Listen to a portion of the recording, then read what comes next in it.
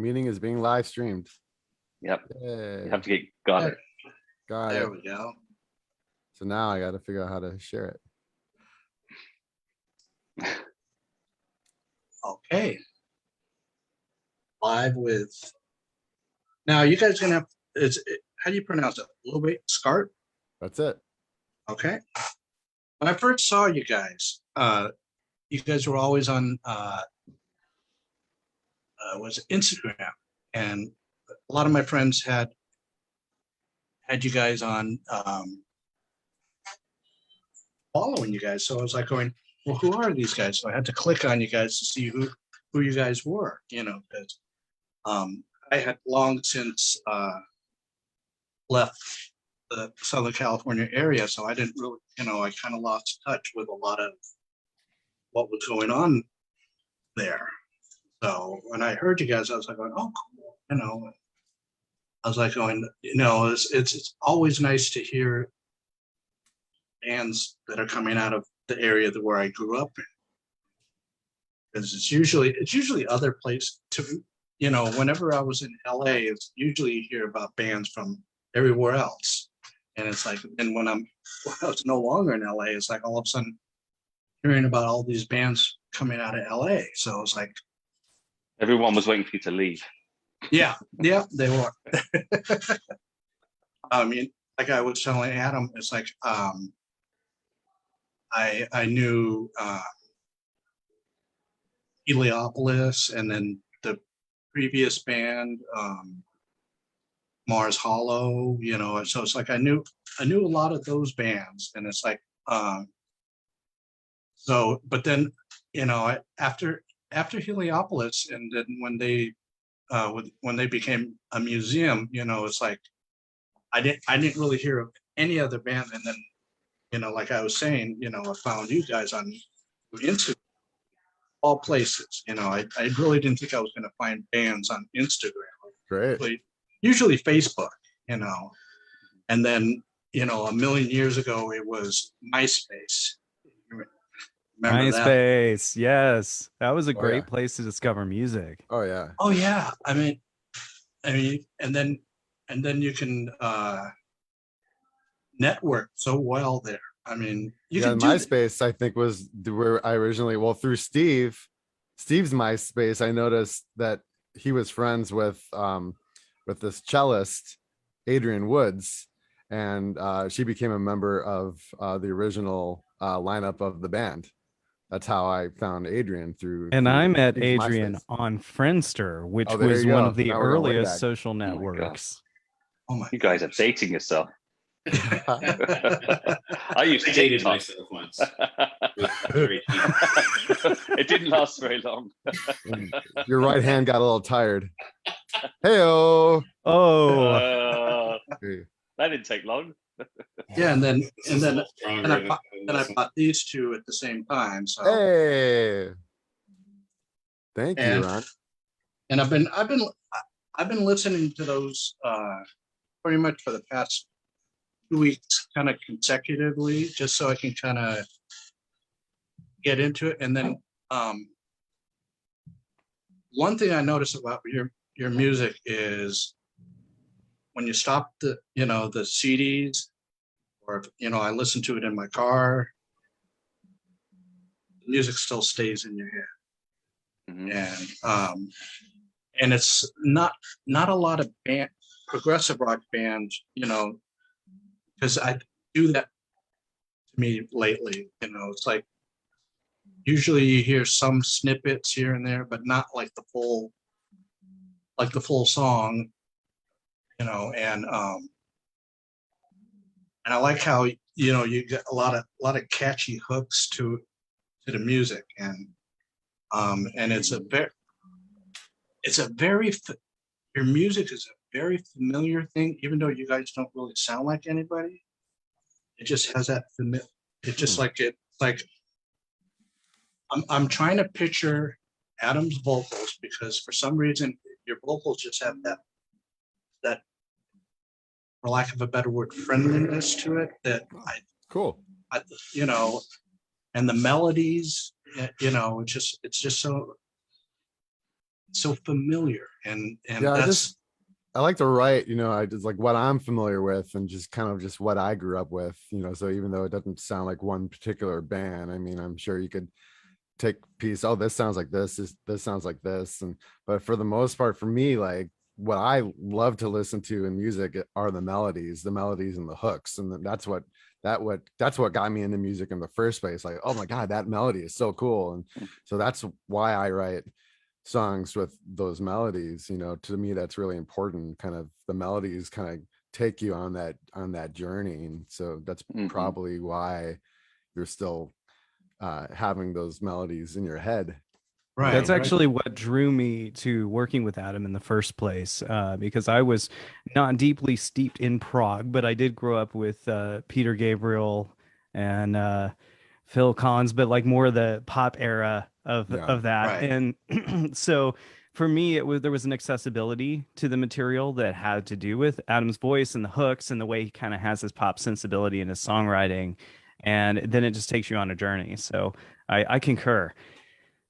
Yeah, that's the one thing that I noticed. It's like with some of the modern progressive bands, they're trying to be as complex as possible, and then they forget about the melodies. That's absolutely true. I really, really agree with that. There are a lot of prog bands that they focus on the virtuosity, and obviously they're great players, but you don't go home remembering the songs. And that's what's great about bands like Rush or Yes or whatever. You can remember the songs, you remember the hooks.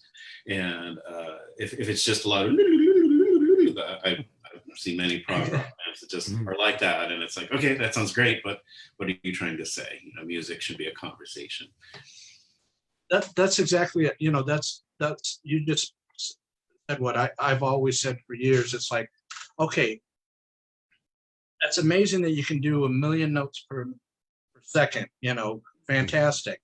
But that, what, like I said, what is it saying? Are you saying anything, or are you just yeah, or are you just showing off? If you're to analogize it to a conversation, it would just be like, it doesn't mean anything. Exactly. Well, and he gets paid by the note, so I get I have to play that way. He's been practicing that. It's $6. And I have an accountant who stands backstage with a little tally machine.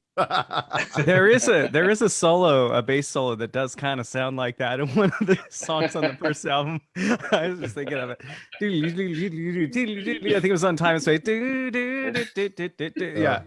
Well, I think one of the songs we're working on now, I think he does that. Doesn't he do that on? But he doesn't do that for the whole album. So. Not the whole album. Yeah.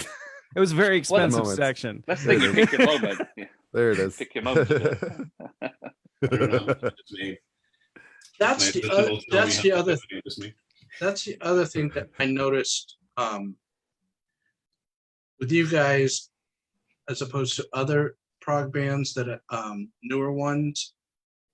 That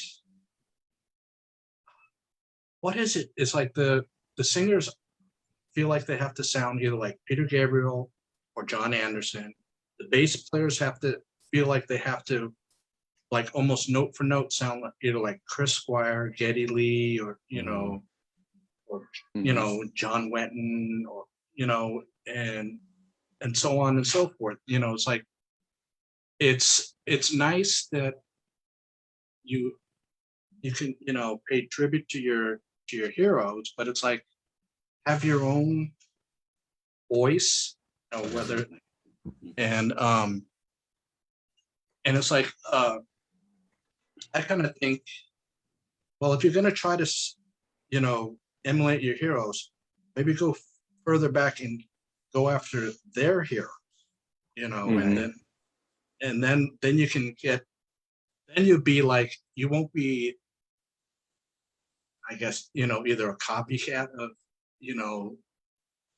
let's say Steve Howe. You go back and listen to what he listened to and get your everything from him. I think Oh. by nature, at least for me personally, I think by nature you do that anyway. You incorporate your own vision, your own sound. Because for me, to be honest, I'm a little too lazy to learn Geddy Lee or Chris Squire exactly note for note. I'm a little too lazy, so I just kind of go, okay, that's close enough, and then I just kind of do my own thing. So I think by default, I kind of end up unavoidably, creating my own sound, and Mm. so I just gave away. Yeah. Lazy. Actually, I think that's a good point. It's when you're trying to figure out those parts and then you end up playing something completely different instead of Right. getting hung up on the way it really was played. Is okay, I've done something new here and follow that lead. I think that's a good way of putting it. Yeah, there's one thing that just kind of annoys me with the modern prog bands is that everyone has to have a mellotron at like any given time. It's not prog unless there's a mellotron on, so it's like, I like the mellotron. I like the sound of the mellotron, but I definitely think it's it's appropriate at certain times and Exactly. choose your time wisely. Yeah, Thank not God. everywhere, but it does sound so cool though. But it does, Thank God- oh yeah, thank I God mean, for it sounds digital great, mellotrons, but it's like, right? but if you keep on hearing it, it's like, oh, okay, well, they want to sound like this, they want to sound like Yeah. this, but it's like, Thank God it's for good to digital have your own mellotrons. sound. For those of you, Yeah, yeah. for those of you at home, the mellotron was this enormous, bulky instrument that had tape recorders for every single note. So every time you hit a note, Yeah, there was a it's little tape insane. recorder and they would always break down. They wouldn't run at the right speed, and it's just a behemoth. I have a Mellotron. I have a Mellotron app on my iPhone now. So. You do? I mean, I personally am tired of instruments with strings in them, so I just vote that we replace everything with the drum machine. Yes. There's a robot, everyone robot players. Just kidding. Back in the 90s when there was like that resurgence of prog, especially coming out of Sweden. Mhm. I don't know if any of you guys went to any of the prog fests that Greg Walker did in the LA area. I did. He did. Oh, in LA, yeah, I did. I went to Cal Prague and Prague Fest, I think was the first one, 2002. Oh, okay, you guys, that was LA. Prague West. That Prague was West, yeah, Prague West. Okay, Prague Fest, the first one was in 93 and it was at UCLA, and it was supposed to be a 2-day thing, but they couldn't afford, I guess, financial reasons, That's the one thing with prog festivals is they get plagued with financial. I think they tend to bite off more than what they can chew, and but in the 90s, it seemed like all these prog bands they were popping out everywhere, and it seemed like you were saying with the Mellotron, they were like heavily drenched in Mellotron. They were like they had epics on it, but they felt like they were full, like almost like if they didn't have that epic, that they would lose their prog credentials, Yeah. And it's like, but it just felt like it was like a bunch of songs just like put together for, we got to get that 20-minute song in there, and I think modern prog bands learned in the early 2000s that most of them have, that you don't do that. It's like it just comes out natural. Mm-hmm. And that's with you guys on your debut with that lead, the title track there, it comes out naturally, for that 15 or so minutes. And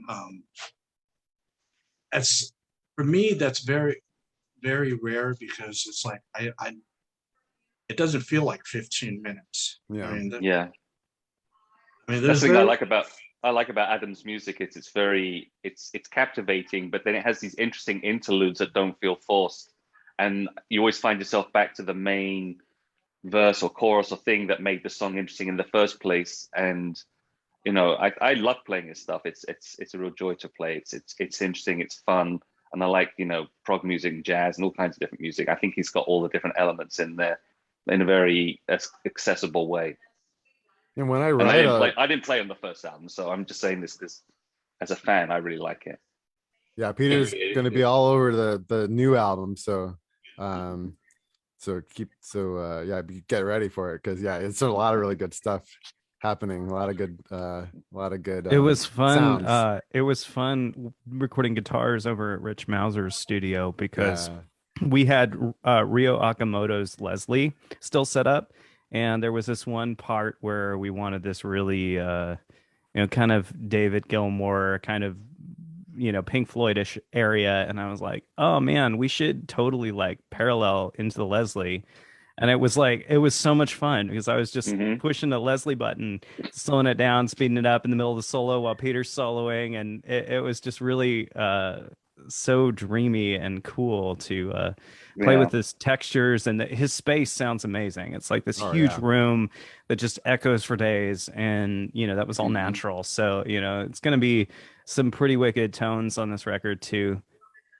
Hmm. Great to have a real Leslie. For those of you at home, a Leslie is a speaker cabinet where the speaker spins around and it creates this cool sound. I remember you had some trouble with that too, with the Leslie plugged into his organ. Oh yeah, it almost caught fire. Like the cord, they Jeez. put two cords. There's like an 11-pin cord, and there was two cords that when we were trying to do the big live track conduit, they were running like two 30-foot cords together, and the spot where the cords were connecting, one of them was sparking. And Yeah. so we actually had to move the Leslie so they could just use one cord because he didn't want the whole thing to catch fire. Yeah. Rich Yeah. got like totally shocked. He like tried to adjust it, and he's like, ah. Oh wow. Oh. So the organ plugged into the Leslie. He was experiencing organ failure. Ah. Oh my god. Oh, by the way, we should have done. I don't think we did introductions because for everybody that's watching live, we should probably do that. Yeah. So we should. This is Steve Levitt. He's our producer and engineer. He mixed.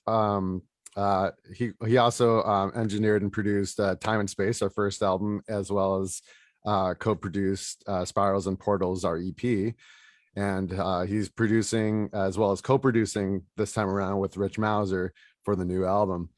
And yeah, Steve is awesome.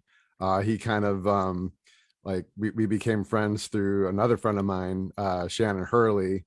He was producing her live show, and we started talking about music. And I remember meeting you one time at the pizza place in North Hollywood. Oh, Pitfire. like, Yeah. I was like, this is what I'm working on. And at the time I had this demo, and then it was like, this is what I'm working on, progressive space opera rock. And you were kind of intrigued, and you kind of knew exactly what I was going for. And Yeah, you I think definitely took it up to I the next remember level. turning you. I had just been turned on to the album "Amused to Death" by Roger Waters, and I think I Yeah. remember sharing that with you. And then you shared with me like so much amazing, yes, Spock's beard, and all these different references that I hadn't heard as enough of, and it was like it got me back into Prague, which was so cool. And then, yeah, we made the first record, and it was quite a journey. And I guess the rest is history. You right. keep hiring me, so Yeah, he's a good guy. And then we got Andy Catt over here with his Games of Thrones bass guitar throne chair, whatever that is on there. Did you do that on purpose, or you just threw a bunch of basses back there? Oh, those are just a few things that I have here and there. I love it. Are they he glued has nowhere to together, or put they're them. just- They're like cats; they keep multiplying. Yeah, I do think they multiply in the middle of the night. I wake up in the morning. I think there's a few more there. Well, And then but Andy, I we said met. this before. We were talking about this before we went live, but if I ever need to lose weight, I just buy a new bass guitar, and that way I can't afford food. So Andy's been with the band pretty much since the very beginning. I think with the exception of the very first show, maybe the first two shows, because I didn't have a bass player at the beginning. I had Adrian Woods on cello, and so we were a four-piece. So we didn't have bass. And then I was at another show that he was performing with Marina V at I remember at the at the Derby. Yeah, I think that's how we met. I was working Yeah. with B, who was And a then my Russian friend speaker. Ben was like, hey, this guy, like he loves Rush. Is- And, Oh my gosh, I was like, at really? that show at the Derby. I Yeah. remember yeah, Oh, asking- you were? Yeah, probably. And Yeah, so I I remember talked to asking him. Andy, and I was like, you should come jam with us. And and then the rest is history. So then he joined the band, and so he's pretty much, he's been with us since the second or third show. And 2009, or I think was probably was the Cat Club, was that your first show? I think so. Yeah, in the Cat Club. Yeah. And you had only heard me at the time. You had only heard me perform with performers like kind of these adult contemporary performers, where the music is, not to disparage, but is a little simpler than what Lobate Scarp does. Very complicated type of music. I would have no So idea. I remember asking you, how did you know that I could play all this stuff? Thank God I grew up listening to Prague rock and Geddy Lee and Chris Squire and all those guys, but you'd never really heard me play in that style before. Right. So But then when you came to the jam, and you started playing, I was like, oh shit, well, this guy's awesome. I definitely like to have my own Geddy Lee in the band. That would be nice. And then we got Peter Matuchniak over here. Did I pronounce your name correct? It's good enough for me. It's good enough. Okay. As long as my that's name good is enough. always pronounced wrong. So he's the new guy in the band.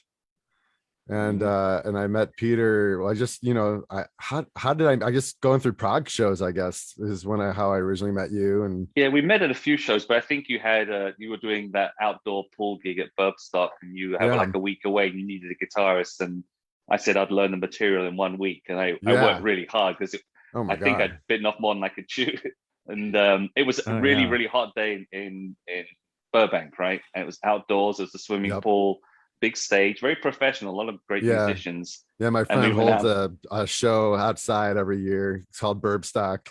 And then it just has a bunch of bands, and everyone just kind of plays for free because it's just fun. And you get to meet a lot of cool people. And there's a picture of Adam jumping into the pool at the end of one of the sets. Yeah. Well, I'm faking it. I actually don't jump in the pool, but it looks like it really looks like it looks like. Sorry to spoil it for everybody. But yeah, it was a lot of fun. So that was the first time I played with you, and then I just did it as a kind of a favor and fun. I didn't know I was going to actually join, but I'm so glad I have. Yeah, and Peter's great. He understands like all the weird things that are happening in my head. So I appreciate that. I'm here on so board. glad Peter joined, because he's brought so much musicality to the record, and it's been a dream working with him. And Peter and Andy, so they're part of the live band, which is great, and I'm looking forward to performing with them. We're playing Rossfest in April of next year, so that'll be a really cool cool thing to do. That's technically our first out of state show. Oh, that's cool. That's cool. Yeah, I went to one of the Rosfest when they were back up in Pennsylvania back in 2012, and it's a really cool experience. I mean, you go, you watch the bands, and then afterwards you basically meet, I want to say at least 95% of the bands just mingling around festival, Yeah, it's like a Prague convention, pretty much. Yeah, pretty much, pretty much. And this was something that went back to, like I was saying, Prague Fest, where it's like, I remember after each performance, everybody in the audience would rush over to the merch tables, and you would see not only the band there, they would, do, what they now call meet and greets, and, sign your stuff, buy something, and then usually, you try to find every single member. It's nice when you got a small band, 4 people, you only got to find 4 people, but then,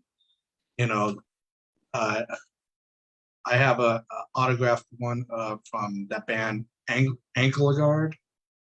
And they're from Germany or something, right? Sweden. Sweden, I think it's that. Yeah. And to tracking down all 6 of the members, and then of course they don't speak English, so trying to say, sign. So, but it goes back towards there where it's like it's a convention. It's kind of like hanging out with friends you never met. Mm-hmm. And I mean, these festivals, I like when the festivals have a variety of bands, so it's like, you get, you're not bored with just, maybe 5 bands that sound all the same. It's like you need a variety, and so that's what there's a few of the festivals I'll have to say is, you were mentioning Cal Prague. Cal Prague kind of stayed within a certain style and didn't really deviate from it. I never went to that Prague West, but I heard that they had the right idea, but I don't think they had the money to back themselves to continue. I think they only did 2 years, and but Rossfest seems to be so far now on the East Coast seems to be the really successful. So Yeah, It's hard to- Rosfest is it's going hard to on do. for 17 years now. I think this is their 17th one. I think. Yeah. Because CalProg was around for a while, but I think even they had struggled. You mentioned the traffic before the show. Yeah. Ron, about it's just difficult for people to get around. Yeah. And I played with one band, I think it was Gecko Project, at a NorCal festival, and it just happened to be the same week that Yes were in town or something. And they had this whole kind of area set up with seats, and I think it seated like 200-300. I think we were lucky if there was 40 or 50 people there. So it was really disappointing to go all the way up there. I mean, I love playing it. It was great. We made some friends and fans and all that kind of stuff. In fact, we picked up a singer for our next album from that show. But it is hard. It's to get the people, the money, the backing, and everything else. Oh yeah, and then to schedule it at the right times, Yeah. That's the thing with Rossfest. Because obviously it was supposed to be May 2020, and that got canceled because of COVID. So they moved it, and then they had to move it again because Cruise to the Edge had to move their dates. So now they're on. So now Rossfest is on Easter weekend. Right. But it seems like it's not going to. It seems like people are still, want to show up, and I think the Sarasota Opera House, and it sits about 1,100 people. So even if we have like 500, 600 people in the audience, I think that'll be pretty awesome. But they're expecting it to sell out eventually. So. Oh yeah, it's a lovely building. Still got time. It's a beautiful building. Yeah, beautiful building. They haven't announced all the bands yet. I know King's X is headlining, but they haven't announced too many of the bands. I know. I found out actually through your guys when I was doing a search on YouTube to just watch some videos. That Robert Berry's 3.2 is going to be playing there too.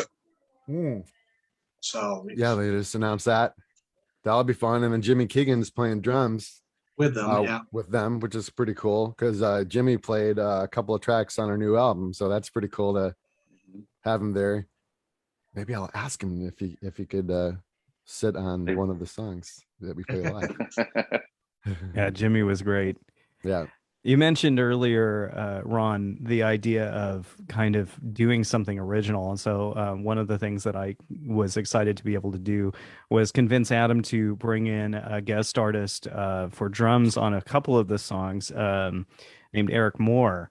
And he's never played Prague before, but he has chops that would blow your mind. And so that brought something completely new to the table too. So we had Jimmy on 2 of the songs, and then we had my buddy Michael Gerbrandt, who played on the EP as well, and then we have Eric Moore playing, and that was just insane. So it was like so out of the box and mind blowing.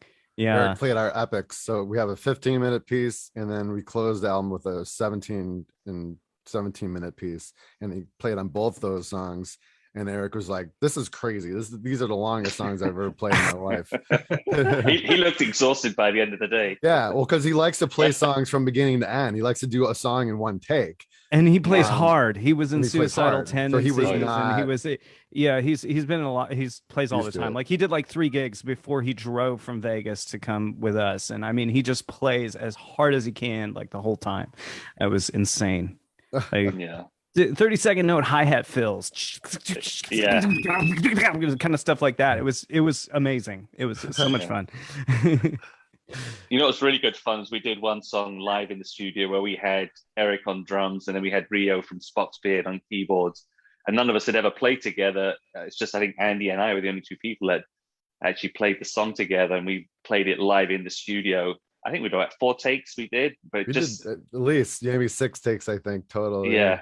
Full You could takes. feel it, each one getting better and better and getting Yeah. more groove. And it was really, really good fun. It was a highlight for me doing that. It was a lot of great talent and fast paced. You know, these That guys was work so much fast. fun. We had Rich Mauser because first of all, Eric's drums, he had how many pieces on his drums, Steve? It was like 22 pieces. 22 pieces, including like roto yeah, he's toms, 6 sponsored other by- toms. He's sponsored by DW, so we couldn't use the other kit that was there. We actually had to like bring in a kit. So I had my buddy Rawl, who has teched drums for a long time, and he said, "Well, what do you want?" And so we just kind of said, "Well, we kind of want this sound." And so we ended up roto toms. I think there was 7 regular toms, and he had this one drum that was like literally a kick drum head that they call the gong drum, and he's got it above his floor toms. That sounds and so cool. It's just like.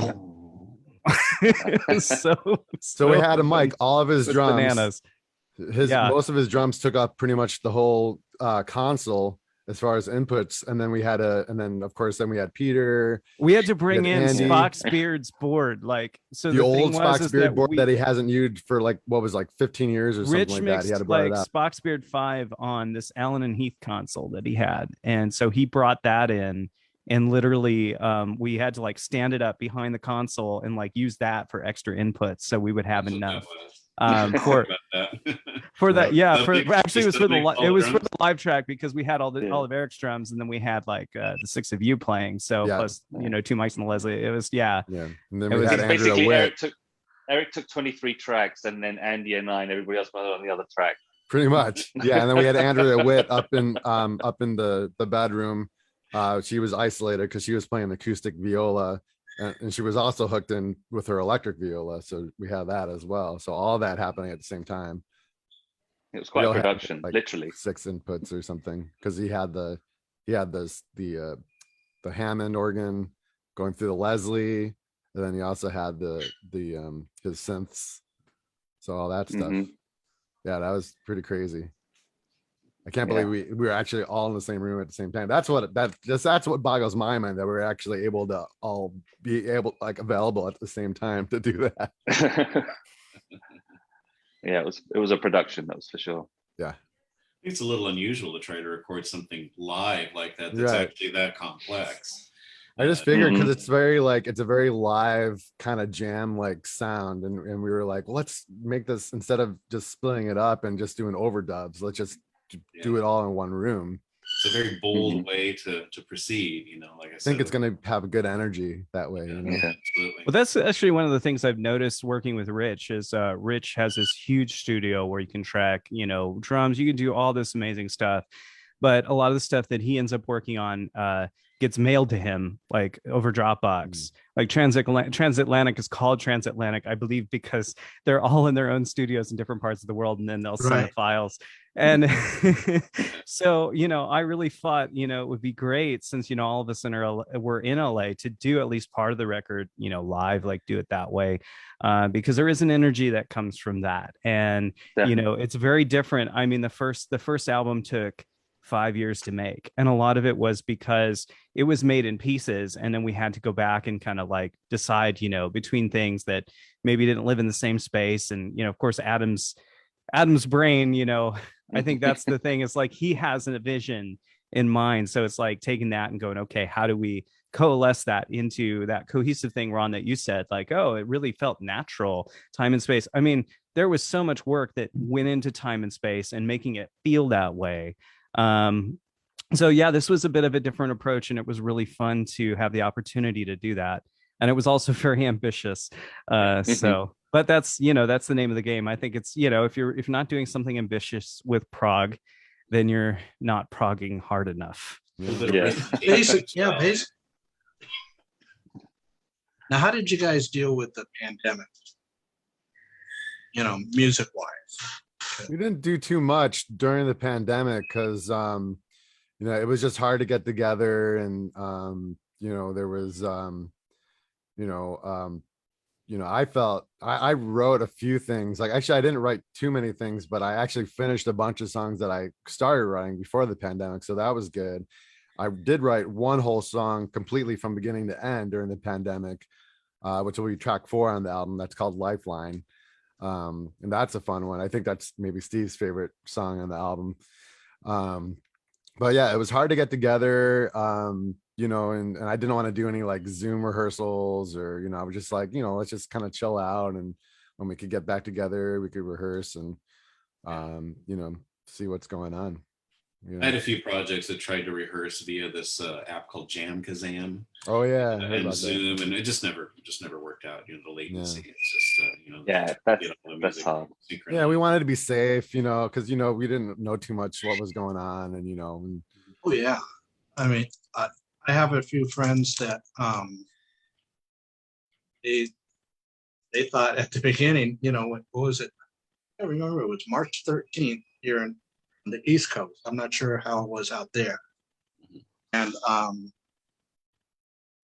they were thinking, okay, it's going to be a couple weeks, maybe a right. month at best. And it's like it just felt like that snowball that just kept on rolling down that hill, just getting bigger and bigger. And it's like, I mean, I like how some of the now that our bands are emerging out of this and they're starting to create in person. And there's some bands that were doing stuff, you know, through, you know, like you were saying, Dropbox, you know, doing it that way because they just felt that, I mean, that, you know, this was the only way to, I guess, to keep their sanity, Yeah. to just keep on creating something. And whereas it just doesn't have the same feeling when you're mailing in stuff. I mean, that's what that when you guys were mentioning that you were all in the studio together, it's like, you know, that's something of days of old. That's Yeah. Well, that was real Mhm. special because especially we haven't like, you know, been in a room jamming. I mean, we've had some rehearsals here and there, but just to have everyone play in that kind of big situation, and that was just great. Just great feeling. Mhm. That's what music is all Fortunately, the about, right? Connections and being together, and you know, that's what it's all about. Music is supposed to bring you together. Mhm. Yeah. Yeah, fortunately, the band had already released the EP in 2018. So I think that kind of gave it some momentum as well. We noticed that when we started recording this one, that it's had a huge reception so far, and we've been very grateful to all the fans who have backed the pre-order campaign. And we're Absolutely. like, it's just been kind of magical, honestly. So I think, you know, that's the silver lining, I hope, about the pandemic, is that it made people realize the things that, you know, matter to them. And I think it made music a little bit more special and important, because music is what got a lot of us through, you know, the quarantine, you know. Mhm. So I mean, when I was on Facebook, you know, since everybody was there, um, that's how I started my show, you know, because bands that I know that normally you wouldn't be able to get a hold of because they're busy either in the studio or rehearsing, you know, it's like it was difficult. So that was the plus on my side. And also I got like um onto so much brand new music, you know, right here. You know, that's how I got, you know, through because of the pandemic. You know, it's like I was like looking everywhere for stuff to help, you know, help. Even though I'm a homebody to begin with, so I don't really go out much, but I did feel the effect of it around me. You know, just the whole atmosphere. You know, just felt very very different. You know, just especially when you're going out in public, you know, wearing your mask and everything. It's like, you know, you feel like you're in some sort of dystopian, you know, Mhm. sci-fi dystopian future, you know, and it's like, it's still kind of crazy out there, but you know, it's kind of getting less and less in some areas, but more and more in other areas. So it's like, At least there's toilet paper on the shelves. You know? yeah, Boy, yeah, I never got that. I never got that. Why, the toilet paper, other things I would understand, but, like, but, at least I didn't know of anybody that died from, COVID. I known a few people that contracted it. Luckily, they came out the other side, perfectly so far. And I'm really glad that live music. I mean, it's slowly coming back now, but I know 2022 is going to be the year where it really comes back, and there's going to be so much choices to go and see. I I think mean, people will be a bit more grateful about it too, because I know, I mean, I drive to rehearse with these guys. I'm on the other side of LA from them. So for me, it's an hour and a half, 2 hours sometimes in the car. And if I bitched and moaned about it before the pandemic, I definitely didn't bitch and moan. I was so grateful to get in the car and get I mean, I'm always happy to do it anyway, but I have to say, after the pandemic, I was that much more grateful just to get on the road and start rehearsing again, because I missed it a lot. oh yeah, the music really, I mean, for me has always been like a life preserver. Mhm. And while I'm not a musician, it's like I appreciate what bands, especially, bands from my area, what they're going through, the creative process. I've been in studios with some bands, some prog, some not. And just to see that side of the, it's like a lot of the fans, they only see the finished product. Never really see what goes into making the music. And it's like, and I always hear people complain, well, why does it take so long in between? And it's like, well, nowadays with YouTube, and like the for your debut, you had like the the mixing of, so you have like a glimpse, like what was it, like 3 or 4 minute glimpses into Yeah. different processes of making your album. So it's like I always tell people, it's like playing what if a band records in their studio, how the making of their album, do yourself a big favor and watch, especially if they put, some bands put like on their CDs, they put like the making of documentary, it's like, it's important to watch to see how these bands create their music. It just doesn't magically. No, Yeah. and the effort that's involved. I tell you one thing, if anyone really wants an idea of what really is involved in all of this, if you were to want to learn to play the guitar, for example, and I'm sure a lot of us have done this, you pick it up, I want to play like Dave Gilmour, and you start playing, you think, oh, this is really hard. And then you see someone who's maybe a year ahead of you or 2 years, you marvel at where they've gotten to and how much work it takes. I think the same thing's analogous for being in a band. It's when someone's up on stage, we all appreciate how much work has gone into that. It's not just driving there and playing. It's the months and months and months of preparation and work. And it is a Yeah. lot of work. But during quarantine, I was grateful to have, I didn't work at all. I was collecting unemployment. So I was grateful to have the time to kind of do a lot of pre-production for the album. So I was doing a lot of on Logic, I was doing a lot of demos, a lot of tempo maps, and for our last song, Flowing Through the Change, I probably went through like at least 20 different iterations of tempos. Like, we're like, is this going to be like 96 quarter notes, per minute, or is it going to be like 95.5?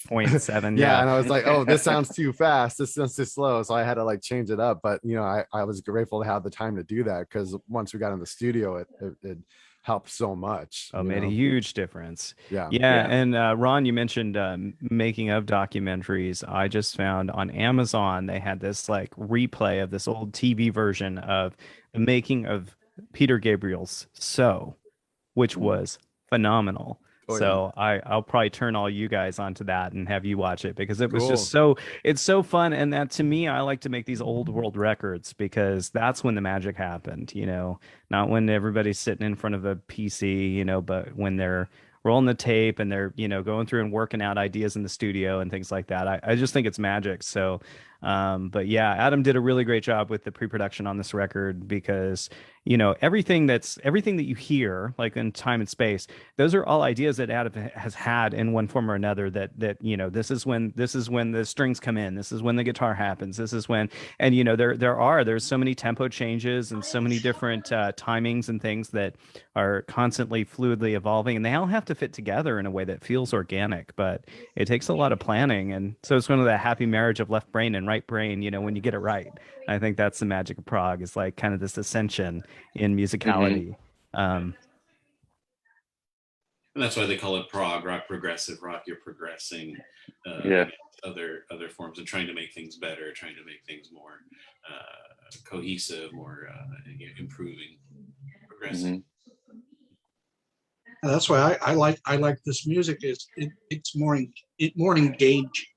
It's like it's nice to listen to that, that 3-minute pop song, but then it's tiresome after a while, and you kind of need to have more.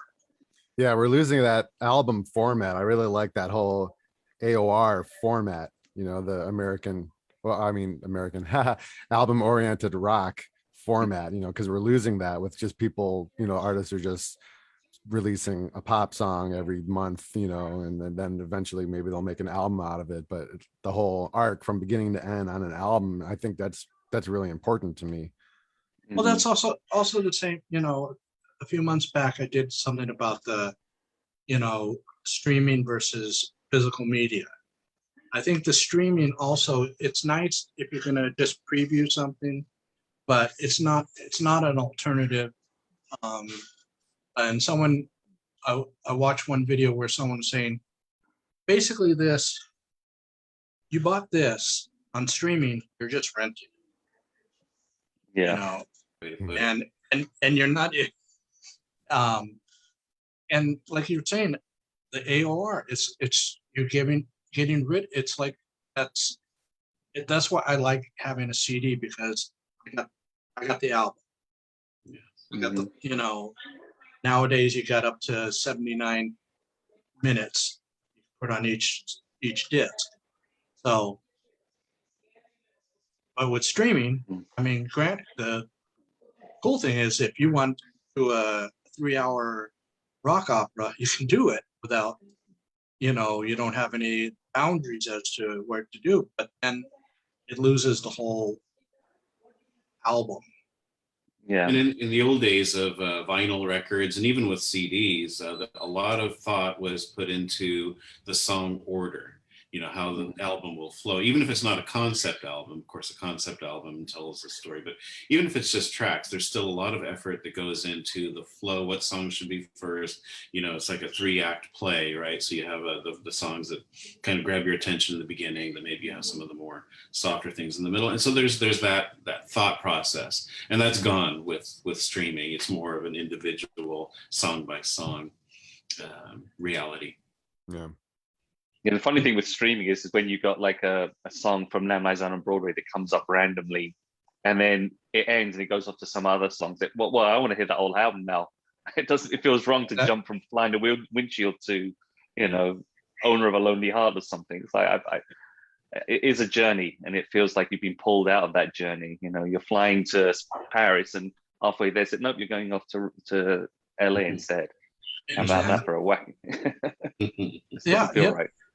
Yeah, that's the one thing. Is like when I go in to listen to a CD, I want to listen to the whole thing, because especially when there's, you know, the one thing with in Prague is there's a lot of, even if it's not a concept album, there's sometimes there's a lot of songs that kind of almost seg into the next one. So it's like you can't listen to the song and then all of a sudden you have that, you know, just that cut off point. And it's like, you know, it's like, no, I got to go back. I got to re-listen to the whole song with the song that comes afterwards. You know, Absolutely. Yeah. there's a lot of Queen songs that are like that, you know, Mhm. that, and it's like, you know, it's like you can't just play one half, you know, without the other, you know. Hmm. So it's like that. I think that's what the younger audiences are being, in a way, kind of cheated because of the Yeah. streaming. They're being cheated out of this wonderful experience. Yeah, I mean, although it is getting a little better, I think with Spotify playlists, people are actually putting together some more intentional flows with the music, and I appreciate that aspect of it. It kind of brings back the old school radio DJing aspect to it. So, and I've noticed that the algorithms are getting a little bit better about matching the songs and things like that. So that part's pretty cool. But one of the things that I really enjoyed about this particular record that we're working on now is the concept, because the record is called You Have It All.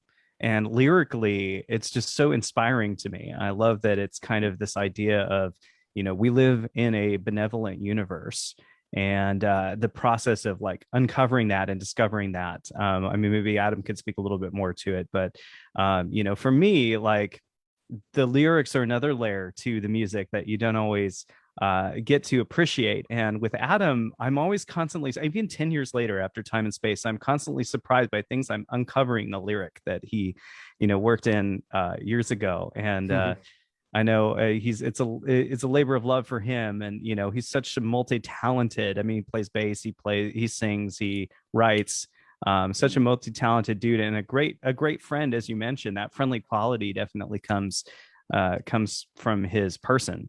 So Thanks, man. Adam, can you talk to the concept a little bit on this album? Yeah, so the album, so You Have It All is, you know, kind of like Time and Space, where Time and Space was not technically a concept album, but I did feel like the album as a whole tells a story. It's kind of about self-doubt, getting through difficult transitions, and all the while learning to stay positive and realizing you know, that we all have talent, creativity, knowledge. You know, we all have all that stuff within us to guide us on this journey through life. And you know, that's basically, you know, just the ups and downs of you know, going through it. And you know, and a lot of that stuff was going on, like, you know, with the whole COVID and being apart from everybody. You know, there's a lot of time to think about these things, you know, so some of that kind of reflected through those songs as well. It's quite prescient that way, actually, because a lot of your songwriting almost predicted this thing that we're about to go through, and saying we've still got a lot to live for. Yeah. Because a lot of that writing was there before, and then as it was unfolding, the whole COVID pandemic, You Have It All, you know, saying don't worry about things. You've still got all this to in front of you. It kind of worked really well, and I think Adam dovetailed the rest of the album around that theme really nicely. Yeah. Well, that's good, because we do need that. We need that now. I think more than ever, we need more. You know, positivity. Yeah, we need to be, you know, because there's just so much negativity out there in the world, you know, and it's like we need. I mean, it's not going to like a fairy tale land, but where it's like, you know, rooted in reality, but that, you know, it's like, okay, you each day, you know, it's like when you wake up, you know, you're alive, you know, don't complain about stuff, you know, just go and do something, you know, even if it's something mundane, just do it. It's the main reason I got into this, you know, to write music and to record and make Lobate Scarp a thing. You know, I want to make people feel good. I want to influence people and inspire people. I think that to me feels so good. Actually, uplifting is a good word for Adam's music. I think it's quite uplifting. You know, you feel good from it. Well, that's why one of the songs on the EP, Nothing Wrong, you know, that song, you know, there's that one I was telling you about that had that hook and that memory where it just stays with you, you know, hours, days after you stop listening to the song, it stays with you. And that's, I think that's a quality that a lot of prog bands tend to forget. You know, it's like, you know, remember, it's like it's prog rock, you know, progressive rock, you know, there's rock in there. So you're going to have that sensibilities of rock in there. It's just, you're just expanding on the whole rock and roll concept, what you're basically doing. So, but you're still, that's why that song right there, it's like, it just so memorable and such a good message. And I like the lyric video that you guys have up on that, you know, that I think that's kind of cool because, you know, sometimes people, you know, at least people of my age, we like to read the lyrics along with listening to the music. Yeah. So That's another great thing about having the CD or a vinyl, you know, you get to have the fold out, you know, and we plan to do that with the CD as well. You know, we'll have like at least a 14-page fold out with the lyrics and some artwork. And so that'll be something nice. We had some alternate lyrics written for that song, but that's a story for another interview. For Nothing Wrong. Maybe that'll say be it. Nothing Wrong. Why you don't have to save it for another interview. Maybe we have like a hidden track or something. That's the thing. You're working on a record for like 12 months and then you just get sort of tired of it. And so you start making up these fake lyrics that we all I think that's what our Alan's own Weird Al. Just to amuse ourselves. Can I do a shameless self-promotion? that's what you're here for. So we have if you go to gotprog.com, that's usually the easiest. If you say gotprog.com, also I think Ron, you could maybe put a link underneath as well. There's a more direct link as well, but it seems like gotprog.com has worked for most people. That'll take you to the Indiegogo site where you could pre-order the album. Our album is going to be released on 2/2/22. There you go. If all goes well. If not, then 2/22/22. Yeah, not 22. Slightly delayed, but that's our plan anyway. And and you could pre-order the album, and there's some cool like little perks and stuff. So if you want to like visit us in the studio while we're recording, there's opportunities for that as well. We're at like 25% raise right now. We're doing a flexible funding thing, so everything that we get we're able to use in the studio, which is great. So that'll save my wallet. The more people pre-order, that'll save my wallet. And then you know, it would be nice to get a vinyl for this. You know, so if we get past the $6,000 goal, we might be able to think about you know, producing vinyl for this album, which I think would be real special. So go over there and you'll also get like advanced tracks and kind of like more in-depth stuff. You could go to our Instagram as well, and I'll put little clips in and little clips of us having fun at the studio, so you could check that out as well. And we're on Facebook, facebook.com/Lobate Scarp, and so do you have any questions about the album, Ron, or about anything else? Or well, you know, you answered, you know, the date, which is that's actually a pretty cool date to, you know, it's like how do you say, the constellations are aligning or something? Well, I figured out, so our first album came out on 12/12/12, and so I figured out 2/2/22 for album number 2. I think that works out pretty good. As long as the next album is in 3/3/3033, that would be a long wait. Exactly. Our heads will be in jars by then. Well, yeah, we'll have to cryogenically freeze ourselves, and then make the album when we 1,000 years later. thaw. Yeah, no, But then, Andy, you'll have a few more bases as well.